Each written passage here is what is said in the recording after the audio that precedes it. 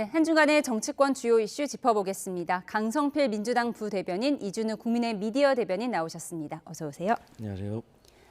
조국 혁신당과의 합당을 놓고 조용할 날이 없는 민주당. 이번엔 합당 실행 계획을 담은 대외비 문건이 알려지면서 당 최고위에서 공개 설전이 벌어졌습니다. 관련 목소리 먼저 듣고 오시죠. 이번 합당 제안이 처음부터 결론을 정해놓은 답정너 합당이었다라는 정황이 드러났습니다. 최고위를 피칭한 데 이어 이제는 당원 투표마저 거수기로 만들려 했던 것 아닙니까? 대표께서는 몰랐다고 하십니다만 진짜 대표께서 몰랐는지 이 작성 시점이 언제였는지 이것과 관련해서 조국 대표와 논의가 있었는지 지분 안배가 있었는지 밝게 됩니다. 정식 회의에 보고되지도 않고 또 논의되지도 않고 실행되지도 않았던 이런 실무자의 작성 문건이 유출되는 일종의 사고가 있었습니다. 이 부분에 대해서는 사무총장께서 누가 그랬는지 엄정하게 조사해 주시고 네, 정청래 대표는 문건 작성을 논의한 적도 없다면서 이 유출 경위를 문제 삼았는데 당대표가 모르는 대외비 문건이 있을 수 있느냐, 이 부분이 논란이에요. 어떻게 보십니까? 저는 사실 그 합당과 관련해가지고 왜 지금 이 시점에 하냐, 쉽게 말해서 뭐 강두구 의원의 의견과 좀 비슷한 편입니다. 물론 이제 당 부대변인이기 때문에 이런 말을 공식적으로 하지는 않지만 굳이 제가 이런 말을 하는 이유는 대표가 모르게 대외비 문건이 작성됐다. 이것이 잘못된 것인가, 음모가 있는 것인가, 거기에는 반대하기 때문입니다. 왜 그러냐면 제가 만약에 당의 핵심 당직자라고 한다면 조국 혁신당과 민주당이 합당한다는 정청래 대표의 제안을 듣는 순간 곧바로 해야 되는 것들이 그럼 과거에는 어떤 사례가 있었는지, 지금의 사례와는 어떤 차이가 있는지, 만약에 조국 혁신당은 우리와 협상을 한다면 어떤 것을 요구할까, 우리는 어떻게 대응을 해야 되나, 이런 시나리오를 전략적으로 조직, 인사 파트에서 모두 다 종합적으로 이것을 검토하지 않는다? 그러면 저는 삼류 당직자라고 생각합니다. 당연히 시키지 않아도 저는 핵심 당직자라고 생각하면, 또 일을 잘하는 당직자라고 생각하면 이런 문건들을 본인 스스로 만들어서 보고하지 않는다고 하더라도 언제든지 지도부가 찾으면 드릴 수 있는 그 정도의 준비가 되어 있는 게 저는 민주당의 전력이라고 생각하거든요. 그렇기 때문에 이 문건을 작성한 이 자체를 두고 비판하는 것은 저는 맞지 않다고 봅니다. 다만 이런 문건을 작성해 놓고서 외부로 유출되지 않도록 관리는 잘 했었어야죠. 거기에 대해서는 뭐 어떤 책임을 물을 수는 있겠지만 이 문건을 작성한 거에 대해서는 이걸 어떻게 하겠습니까? 예. 그러면 그때 가서 대표가 이제 작성해 보세요 하면 그때 가서 작성하면은 이미 조국 혁신당이라든가 다른 당은 다 준비 가야 되는데 우리는 뒤따라가는 겁니까? 그래서 이 문건을 작성한 걸 두고 음모론으로 조금 몰고 가는 것은 조금 과도하다 봅니다. 예, 실무자 당직자로서는 케이스 스터디 차원에서 만들 수 있는 문건이었다라는 의견을 주셨는데요. 이 반청계이자 친명계인 강두구 의원이 오늘 이런 입장을 냈습니다. 그래픽이 준비되면 함께 보여주시죠. 이건 당원 주권이 아닌 대표 주권이다. 멈추지 않으면 여기까지라는 말을 했습니다. 멈추지 않으면 여기까지, 어떤 말일까요? 멈추지 않으면 여기까지. 그러니까 여기까지라는 것은 현재 정청래 당대표의 직위가 여기까지일 수 있다라는 그런 의미로 사실상 정청래 대표의 사퇴를 얘기하는, 암시하는 얘기가 아닌가 싶습니다.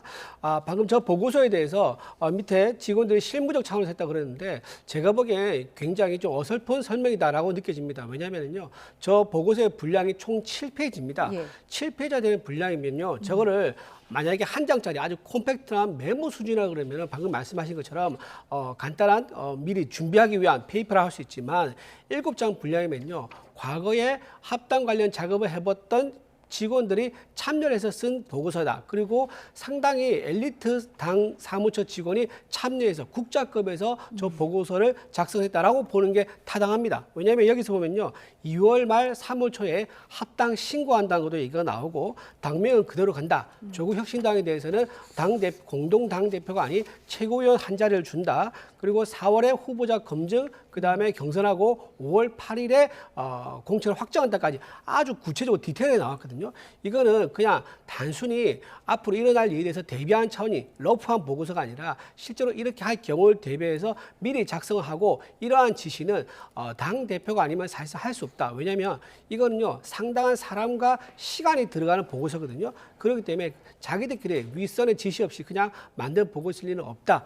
그렇게 생각이 되고요. 이것이 오히려 증거가 된 것 같아요. 그러니까 당원 주권조회를 해서 당원들에게 의사를 물어보고 내가 합당을 추진하겠다라고 말을 했지만 실제로는 그 뒤에서는 답을 정해놓고 합당은 이미 정해진 순서대로 가고 있다라고 한 것이 물증으로 나와버렸다라고 지금 보이기 때문에 최고위원들께서는 정청래 당대표가 당대표 자리를 책임지고 이 사안을 해결해야 된다라고 이제 그렇게 강하게 얘기하고 있는 것 예, 같습니다. 이렇게 정청래 대표가 합당을 강력하게 추진하는 가운데 정청래 대표를 지지하는 지지자들이 이제 강두구 의원 등 합당에 반대하는 파에게 지금 문자 폭탄을 보내고 있다고 하더라고요. 네. 강두구 의원이 2만 개 정도 받았다고 오늘 공식적으로 밝혔어요. 제가 다시 말씀드리지만 저는 합당에 대해서 좀 반대하는 입장입니다. 그럼에도 불구하고 그러면 안 됩니다. 그러니까 합당을 반대하거나 찬성하거나 뭐 이렇게 주장할 수 있는 거예요. 최고위원들이. 이걸 가지고 대표와 논의를 하면 되는 거고 정청래 대표께서 최고위원들도 만났고 또 초선들도 만났고 중진원들 만나서 이 아젠다에 대해서 경청을 하고 있잖아요. 그 경청을 하는 과정에서 설득도 하고 계실 거예요. 이런 과정 속에서 굳이 필요 없이 자극적인 말로 찬성이 반대를, 반대가 찬성을 이렇게 비판하고 또 당원들 간에도 이렇게 문자 폭탄 날리고 예. 이런 건 정말 잘못된 겁니다. 그러니까 우리가 건전한 토론의 장에서 본인의 의견을 이렇게 피하라는 건 좋지만 개인에게 이렇게 당신 잘못됐어요라고 문자 폭탄을 보내는 것은 잘못된 것이다. 그렇게 되면은 극우 지지층이란 말을 듣는다. 적극 지지층으로 불리기 위해서는 우리가 그런 어떤 문화는 좀 바꿔야 된다고 생각하고 방금 이제 국민의힘 대변인께서 뭐 어선풀 설명? 아니 그러면 국민의힘 같은 경우는 개혁신당하고 만약에 합당한다고 하면 그 한 페이지짜리 만듭니까? 그 한 페이지에 뭐 전략이라든가 조직이라든가 인사라든가 당원 간에 어떻게 지분을 나눌 것인가 이런 거 다 담을 수가 있어요? 그리고 그것을 꼭 대표가 시켜야 됩니까? 그래서 제가 말씀드리잖아요. 삼류 당직자들은 그런다니까요. 하지만 모든 게 준비되어 있는 당직자들은 A부터 B, C 로드맵까지 저는 다 꿰고 있어야 된다고 생각하는 겁니다. 다만 문제가 다시 말씀드리지만 그게 유출됐다는 게 문제인 겁니다. 예, 민주당 내 내홍이 격화하는 가운데 이 합당 당사자인 조국 혁신당도 상처를 좀 많이 받은 것 같습니다. 오늘 조국 대표가 낸 메시지가 준비되면 함께 보여주시면 좋을 것 같은데요. 아무래도 그동안 이현주 최고위원이 조국 혁신당이 민주당을 숙주 삼는 것 아니냐 이런 좀 자극적인 말을 하다 보니까 조국 대표가 이런 말을 했습니다. 합당 극렬 반대파들이 사익에 조국 혁신당을 짓밟고 있다라고 하면서 지난 대선 때 이런 얘기를 했어요. 이재명 대통령과 권영국 후보의 득표율 합이 김문수, 이준석 두 후보의 득표율 합과 겨우 0.91% 차이다. 이 말은 왜 했을까요? 아마 뭐 합당이 우리가 흡수 합당은 되지는 않고 당당한 당대당 합당으로 가야 한다라는 그런 의미를 담고 있는 것 같아요. 지금 보고서에 따르면 흡수 합당으로 지금 형식으로 가고 있는 거거든요. 이 보고서가 알려지니까 조국 혁신당이 굉장히 화가 많이 났을 겁니다. 그리고 황운하 의원이 이제 공동 대표 얘기를 했었었는데 실제로 조국 대표는 공동 대표를 원하고 있을 거예요. 겉으로야 뭐 공동 대표 얘기했다 가지고 경고를 줬다고 하지만 조국 대표 입장에서는 내가 원하는 말을 잘 얘기했다라고 사실 기분 좋은 그런 상황일 겁니다. 그런데 이번에 문서를 통해서 밝혀졌지만 공동 대표는커녕 최고위원 한 자리 정도밖에 주지 않는 그런 상황이라는 게 드러났기 때문에 조국 혁신당에서는 이럴 바에는 차라리 합당하지 않는 게 낫겠다는 그런 이제 의견이 나올 수밖에 없는 거죠. 그래서 지금 정청래 당대표는 사면 초과에 빠졌다. 당 내에서는 당원들과 원내의 지지를 받지 못하고 있는 상황인 거고 조국 혁신당에서는 이렇게 푸대접 받고 우리가 합당할 바에는 합당 안 하는 게 낫겠다라는 상황이 된 거기 때문에 정청래 대표가 생각하고 있는 친문 세력을 끌어안아서 차기 전당대회를 노리겠다는 그 계획에 심각한 차질이 생겼다. 저는 그렇게 말씀드리고 싶습니다. 민주당 상황 짚어봤고요. 더 복잡한 국민의힘 상황으로 가보도록 하겠습니다. 한동훈 전 대표 제명 이후 지도부 향한 반발이 거세지고 있는 상황에서 재신임 투표 받겠다. 다만 나한테 사퇴 요구를 하려면 너의 직도 걸어야 한다면서 시안을 어제까지로 제시했던 장동혁 대표. 일단 어제까지 이 제안을 수락한 사람은 없는 것 같은데요. 관련 발언 들어보시죠. 지방선거 이겨보자라는 지금 당내 최소한의 어떤 발버둥에 직을 걸라는 식으로 자해 정치하는 것에 대해서 아직도 우리 지도부가 한가하구나. 어제 제 입장을 밝혔습니다. 그렇게 비판할 것이 아니라 직을 걸면 됩니다. 네, 당 내분 상황에서 장동혁 대표의 이 재신임 카드 꺼내긴 했는데 조건을 너무 많이 달아서 이거 받겠다는 거냐 안 받겠다는 거냐 이런 논란도 좀 있었어요. 일단 시한이 어제까지였는데 어제까지 이 제안을 수락한 사람은 없었던 거죠? 네, 아무도 자기 자리를 걸면서 장동혁 대표에게 재심을 요구한 사람이 없는 게 공식적인 입장입니다. 오늘은 이제 제안을 수락해도 안 되는 거죠. 어제까지였으니까. 그렇죠. 공식적으로 다 이틀 동안 기회를 준 거니까. 그리고 지금 이렇게 재신임을 처음에 던진 사람이 누구냐면은 그 요청한 사람은 김용태 의원입니다. 근데 방금 보시다시피 김용태 의원조차도 본인도 자기 자리를 걸면서 요구하지 않아요. 근데 이게 굉장히 좀 중요한 의미를 가지는 게 당 대표의 리더십을 비판하거나 또는 지적할 수도 있습니다. 하지만 당 대표에서 내려와라, 당원들을 뽑아준 그 자리를 내려와라고 하는 아주 중대한 요청을 할 때는 본인도 거기에 걸맞는 책임 있는 정치인으로서 자세를 보여야 한다라는 것을 이번에 잘 보여줬다 생각하고요.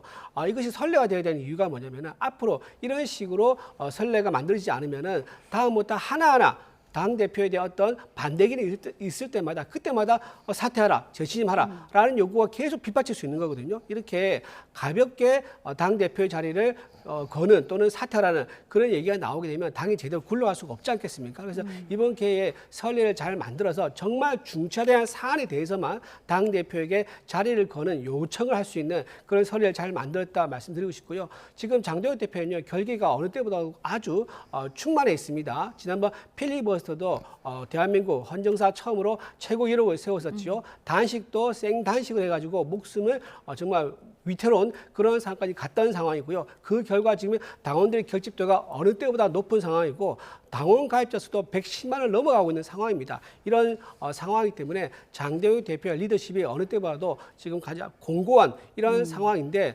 친한계 등 이제 반대파에서 좀 무리해서 장동혁 대표를 흔들리게 하다가 역풍을 맞았다. 저는 그렇게 봅니다. 역풍을 맞았다. 장동혁 지도부의 입장을 설명을 해주셨는데 하지만 당내에서는 이제 김용태 의원이 앞서 전해드렸지만 폭허판 자해 정치를 하고 있다라고 했고 권영진 의원은 조폭식 공갈이다라는 비판을 내셨습니다.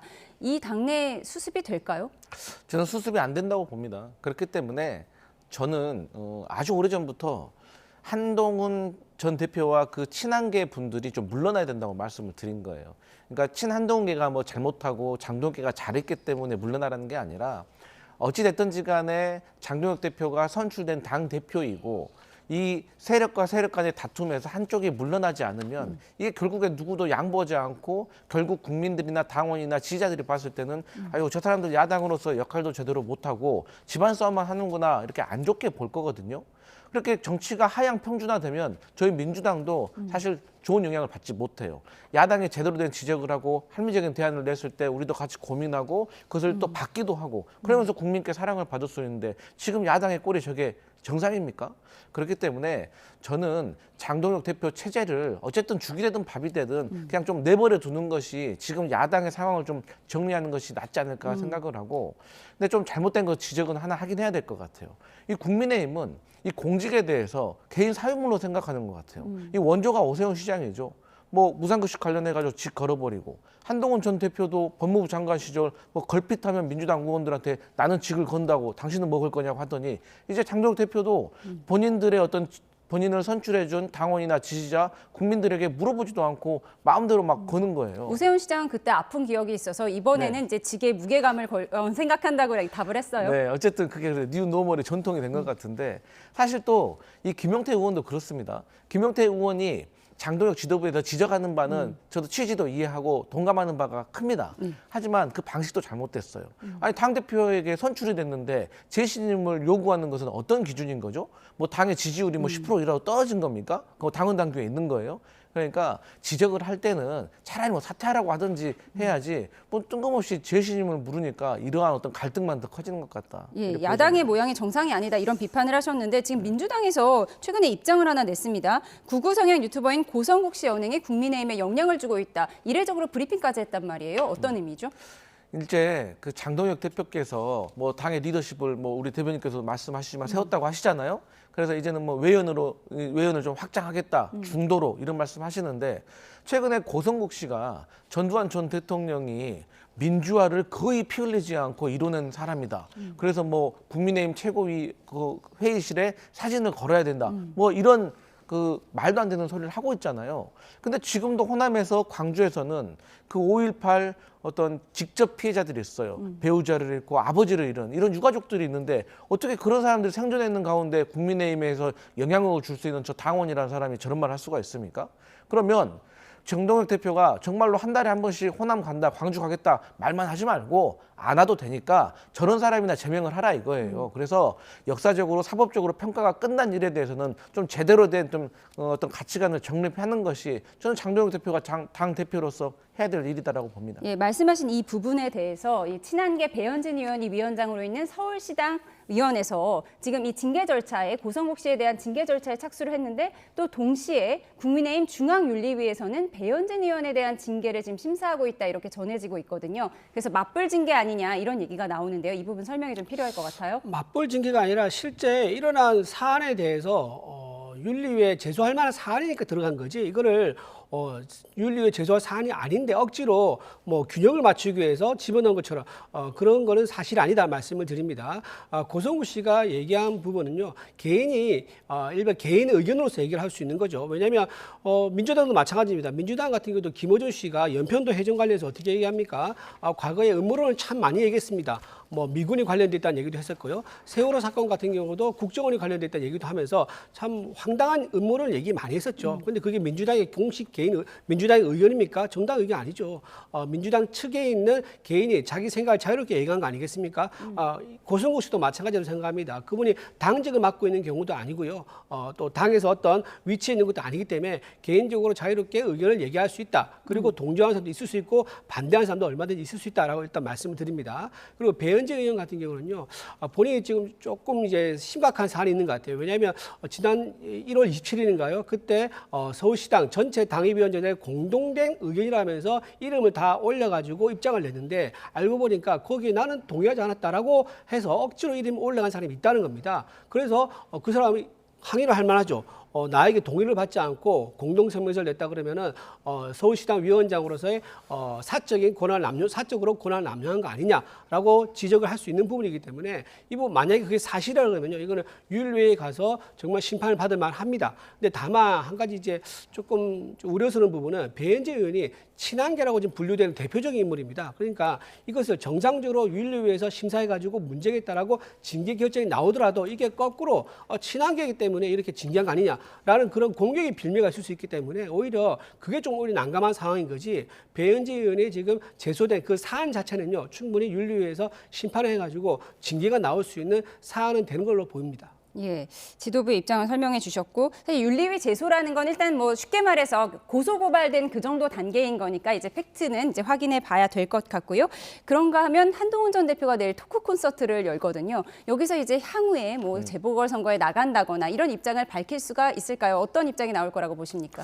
저는 한동훈 전 대표가 뭐 본인이 앞으로 이 지방선거에서 혹은 국회의원 재보궐선거에서 뭐 어디 나가겠다, 어떻게 하겠습니다라고 말할 수 있는 그런 기회는 조금 없을 것 같다. 토크 콘서트라서. 왜냐면, 맞습니다. 근데 이제 토크 콘서트의 성격도 중요하지만 지금 본인이 주도하고 결정할 수 있는 상황이 아니거든요. 그러니까 예를 들어서 뭐 대구에 나간다는 소리가 있었잖아요. 대구에 나가잖아요. 당선이 돼도 문제고 당선이 안 돼도 문제입니다. 당선이 돼서 뭐 무소속이 한다고 해서 뭐 국민의힘에서 한동훈 전 대표님 들어와 주세요. 이럴 정당도 아니에요. 그리고 오히려 만약에 민주당이 승리하게 된다면 이제 한동훈 전 대표는 배신자 프레임만 더 커질 겁니다. 더 중요한 거는 대구에서도 성산이 있는 곳이 뭐 대구 수성구 이런 곳인데 거기에 지역구 의원이 대구시장 후보가 될지도 모르는 거예요. 그러니까 본인이 주도할 수 있는 게 없고 더 중요한 거는 지금 친한동훈계는 다 국민의힘 안에 있어요. 그래서 한동훈 전 대표가 출마하잖아요. 도와줄 수가 없어요. 해당인이에요. 그렇기 때문에 저는 한동훈 전 대표가 이제 토크 콘서트에서 할 수 있는 내용은 본인의 어떤 징계에 대해서 그리고 뭐 김종혁 전 최고에 대한 징계 또 방금 우리 대변인께서 말씀해 주셨던 이 배현진 서울시당 위원장에 대한 뭐 윤리위 제소 이런 것에 대해서 부당하다라고 이제 뭐 호소하는 뭐 이런 정도가 될 것 같은데 저는 자꾸 말씀드리지만 이거 한동훈 대표에게 좋지 않을 겁니다. 토크 그러니까, 콘서트가요? 예, 그러니까 이게 장동혁 지도부에도 좋지 않지만 저는 한동훈 본인에게도 좋지 않다고 생각을 해요. 왜냐하면 어쨌든 비가 내릴 때는 막고 또 들어가는 모습을 보여줘야지 네. 저렇게 계속 저항하는 모습이 제가 봤을 때는 국민의힘 당원 지지자들로서는 피로감이 있을 것 그럼 같아요. 이번 선거 국면에선 비만 맞고 있어라 이렇게 조언하시겠습니까? 저는 그게 장기적으로 봤을 때는 한동훈 전 대표에게 좋을 것 같다라는 생각이 듭니다. 왜냐? 장동혁 지도부가 망하면 한동훈 대표를 찾을 겁니다. 예. 끝으로 이 얘기 간략해 보겠습니다. 이재명 대통령이 SNS를 통해서 연일 고강도 메시지를 내놓고 있는데요. 오늘은 가짜 뉴스에 대한 경고 메시지가 나왔습니다. 대한상공회의소가 고의적인 가짜 뉴스를 내놓았다라고 직격을 했는데 어떤 내용인가요? 지금 이제 이재명 대통령이 좀 이제 SNS로 이제 굉장히 강한 발언을 많이 하고 있거든요. 근데 제가 보기에는 좀 트럼프 대통령 흉내내기 하는 게 아닌가 싶은 생각이 듭니다. 트럼프 대통령이 가짜 뉴스라는 이 단어를 전 세계적으로 확산시킨 장본인입니다. 페이크 뉴스라는 단어를 써가지고 뉴스 중에서도 자기의 뜻과 맞지 않은 것에 대해서는 가짜 뉴스로 규정을 해가지고 자기 진영이 똘똘 뭉치면서 그 뉴스를 확산시키지 않게 막는 이제 그런 걸로 해서 재미를 많이 봤었거든요. 그래서 아마 이재명 대통령이 트럼프 대통령식의 정책을 좀 하고 싶어한 것 같다. 또 하나 근거가 뭐냐면 지난번에 캄보디아 같은 경우에 캄보디아어로 해가지고 대한민국 한국인을 건들면은 패가 망신한다고 얘기했지 않습니까? 이런 것도 이제 트럼프식으로 이제 직접적으로 좀 위협적인 아주 강한 발언을 해가지고 외교적 성과를 내는 이런 경우인데 이런 것도 사실은 좀 굉장히 부적절하죠. 왜냐하면 캄보디아에 그럼 우리나라 군인을 보내겠다는 겁니까? 그런 건 아닐 거란 말이에요. 어쨌든 트럼프식으로 자꾸 흉내를 내고 있는데 이렇게 하는 이유가 무엇이겠느냐? 제가 보기엔 정청래 당 대표를 상당히 의식한 행동 아니겠나 싶은 생각이 듭니다. 지금 정청래 당 대표가 지금 모든 이슈를 다 가져가고 있어요. 정청래 당 대표가 지금 1인 1표제를 하면서 자기 전당대회에서 자기한테 유리한 상황을 만들고 있고 합당을 얘기하면서 대통령실과 의논을 거치지 않고 본인이 먼저 합당 주제를 던져가지고 이 주제 때문에 지금 당이 굉장히 심각한 내분에서 할 정도로 이슈를 주도하고 있습니다. 그러니까 국정 운영의 어떤 이제 주목도라고 하잖아요. 이 부분을 지금 정청래 당대표가 가져가고 있거든요. 이렇게 계속 장기화 된다 그러면요.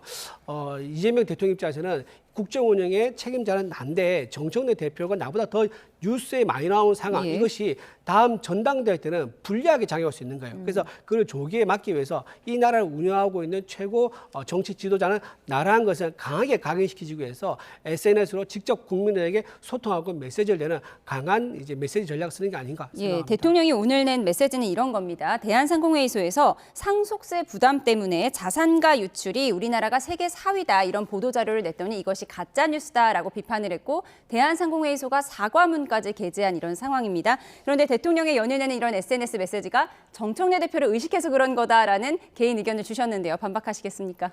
아니요, 뭐 저런 것까지 뭐 반박할 필요는 없는 것 같고, 뭐 사람 마음 어떻게 알겠습니까? 근데 이제 야당으로서 뭐 그렇게 이제 지적할 수도 있다고 저는 생각하기 때문에 다만 이제 그 상공회의소에서 이 팩트를 가지고 얘기를 해야지 사실 상공회의소라고 하면 그래도 국민들이 신뢰할 수 있는 기관 아니겠습니까? 그렇기 때문에 이 상속세 부담으로 자산가가 나가고 있다? 뭐 물론 상속세가 우리나라가 좀 다른 면이 있습니다. 하지만 미국과 비슷한데 유산세가 있고 유산 취득세가 있어요. 그러니까 보통 우리가 30억 이상이면 50%의 상속세를 내는데 이걸 전체 상속 금액의 50%로 본 곳이 있고 또 각자 상속받은 금액에서 30억이 넣느냐 안 넣느냐로 계산하는 나라가 있는데 우리나라 같은 경우는 이제 전체로 보는 게 있습니다. 그래서 그런 부분에 있어서는 1980년대에 만들어진 상속세이기 때문에 이것을 손볼 수 있는 지금 현 상황에 맞게 조금 체계화시킬 필요는 있지만 그런다고 해서 뭐 상속세 때문에 뭐 기업가들이 유출된다 이런 게까지 말하는 건 좀 과도했다고 봅니다. 알겠습니다. 오늘 대통령의 메시지까지 살펴봤습니다. 지금까지 강성필 민주당 부대변인, 이준우 국민의힘 미디어 대변인과 함께했습니다. 고맙습니다.